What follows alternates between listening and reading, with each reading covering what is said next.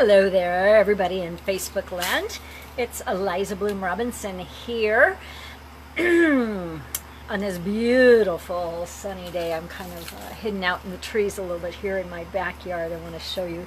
I'm in my orange tree right here, and check out this grapefruit tree right here. Can you see it? Can you see all those? Look at those big grapefruit. We have so much citrus right now. It's crazy. And look at that blue sky. Look at all those oranges up there. Anyway, if you're local and you need some citrus, let me know and I'll get it to you, because they're really, really good. Got a big glass of grapefruit juice going right now. My husband likes to juice, and he does a really good job at it. So I was inspired by a group that I'm in to offer the opportunity periodically, I don't know that I'll do it every week, to ask the Rev questions. I am a minister. I'm Rev Eliza. I have been a minister, a New Thought minister in the Unity Movement since the year 2000. And I've been teaching spiritual practices and spiritual principles and spiritual tools for all of that time, and actually for years before. So the question of the day goes something like this. The question of the day is, does the energy of a physical place really make a difference spiritually? Some of you have been watching me and listening to me know where I'm going to go with this, right? The simple answer to that question is yes, and absolutely. The deeper answer to that question really lies in diving underneath the question, right? We've all been places where we walked into some place and we went, oh, that feels good, right? And we've all been places where you walk in somewhere and you go, ooh, not so good. So if you've had either of those experiences, you already know the answer to this question. Now, there are many places on this planet that are considered to be spiritual places, or places of vortex, or places of higher consciousness. I was talking to, we live in a retirement park, and we're here in an active adult community here in Mesa, Arizona this time of year, and there's lots and lots of people here, and Rob and I are pretty much by far the youngest people here yet, and so people have been here for some people, brand new, and there's newer people and there's younger people coming in all the time. But there's a lot of people who are a little bit older than me, like 10 or 20 or 30 years older than me. In fact, quite a few. And yet it's a very active community. There's a lot of people, a lot of activities. There's dancing, there's taco nights. We were at taco night last night. There's burger night at the pool. We have this beautiful heated pool, which I'm sure if you watch me at all, you've seen me at. Rob is actually down there right now. I've been playing pickleball. There's tennis, there's shuffleboard, there's hiking clubs, there's tons of things to do here. And lots and lots of activity. So we were at taco night last night, and we were sitting outside at the pool on the patio, and talking to a friend of ours, and he's closer to my age than some of the other people that live here. We could even say he's closer to my age than Rob's age, which those of you who know might know what that means. And if you don't know what it means, it's fine. It doesn't matter. But anyway, I will be 57. I've been legal to be here for 2 years now. We've been here like 10, but 2 years I'm legal to be here now. So that's, oh yeah, how great is that? But we were talking about Sedona. Sedona on my brain. I've got Sedona on my brain. I've been up there. We were up there in January. I was up there with a couple girlfriends in November, getting ready to do a retreat up there next month. It's more than a retreat. It's more than a vacation. It's more than that. It's a deep spiritual experience. So I've been talking a lot about that. Oh, that little cough there is the blossoms. I don't know if you can see them. They're starting to blossom out, and they just make me, they smell so incredibly good, but they make me choke up a little bit. Sorry, that was an overshare. Anyway, Sedona, beautiful, brilliant. There are so many places in Sedona. The whole area is considered to be a vortex. And when we were there, when my girlfriends and I were there in November, we went to each of the 4 major vortexes, and each one of those feels different.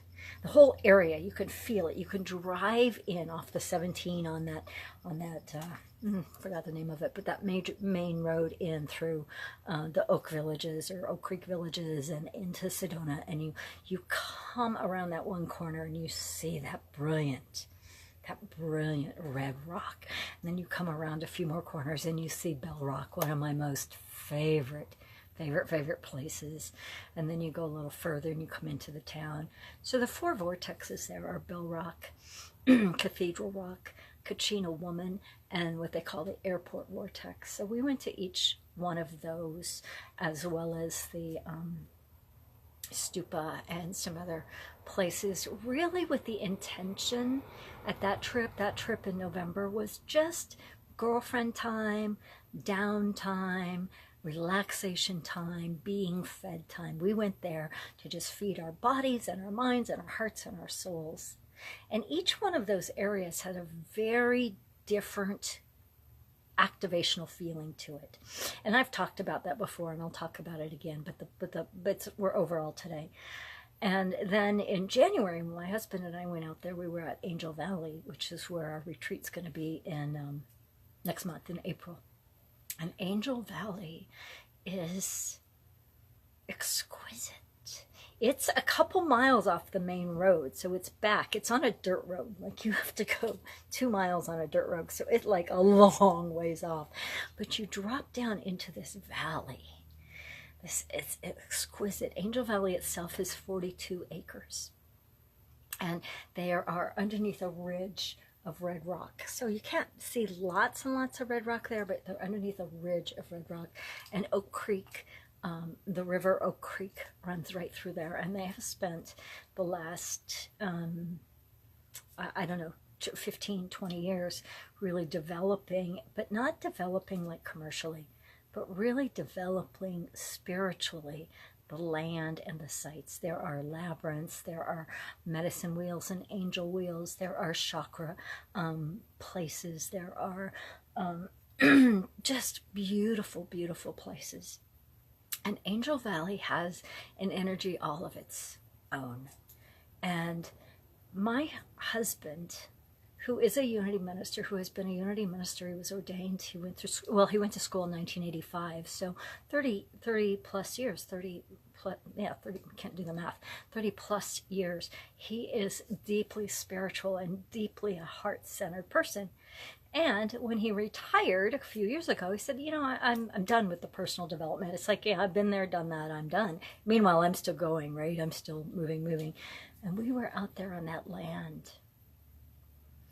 And I could feel my body, mind, heart, soul just go, ah, right? There's a relaxation, there's an opening, there's a release, and there's this brilliance. And I could feel him do the same. Now, he's not much interested in coming to my events or coming to my work, which is fine. But when we were there that day, he's like, this is really, really special. I think I'll come. I think I'll come. I'm not promising he'll be there, but he could feel it. He could, like, his whole body, mind, heart, soul, spirit was activated and surrendered at the same time. So getting back to the topic at hand, sorry, I keep digressing a little bit. So we were talking to our friend last evening, and he's like, I'm talking about Sedona, and I'm talking about Angel Valley, and I'm talking about how exquisite it is, and Rob's chiming in. He's like, yeah, it's just like, it's palpable, and it's so quiet. It's so quiet. Hey, Becky, I see you just jumped on. You'll have to go hear the recording for the beginning of this. But anyway, I'm talking to my friend, and he's laughing. He's laughing. He goes, oh, it's a little bit different than sitting here at taco night. I'm like, oh my goodness, it's a little bit different, like a little bit like polar extreme, right? And in the beginning of the video, and I'll just say this for anybody who's jumping in now, is there a difference in energy? Absolutely. Is there a judgment? Absolutely not. But places and communities and geographical places have an energy all of their own. And so the answer to that is absolutely.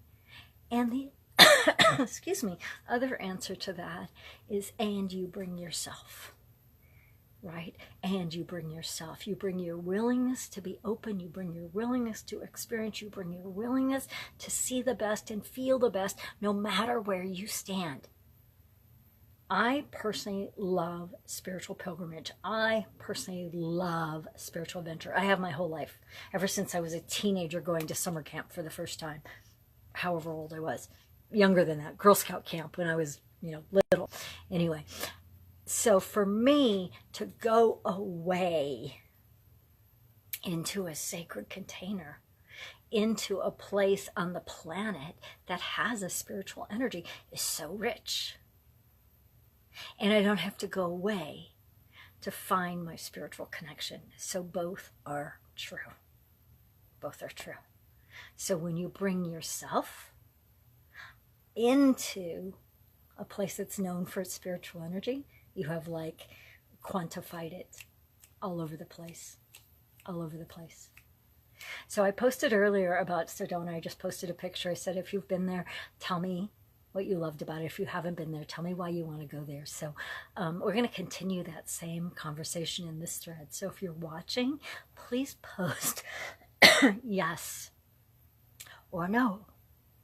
And please comment, because that's how the conversation gets going. I'm doing more work, more of these videos on my business page, and they takes a little more to get traction. So I appreciate the shares. I appreciate the comments. I appreciate the likes very much. I'm Eliza Bloom Robinson. This is a an episode of Ask the Rev Any Questions. So you can post at any point in time underneath that thread, and I'll get to your questions in a different live on a different day. So much love. I appreciate each and every one of you. And I'm just going to give you one more shot because I know Becky's here. I'm in my backyard. Look at those oranges. Look at that blue sky. Oh my goodness. Then we'll go over this way and we'll look at, I don't know. You can see the grapefruit. They're hidden a little bit more up in there, but we are deep in Citrus City, and I have to go back to the front of the house because those blossoms that smell so beautiful tend to close my throat up. So I'll talk to you later. Have a blessed day. Bye-bye.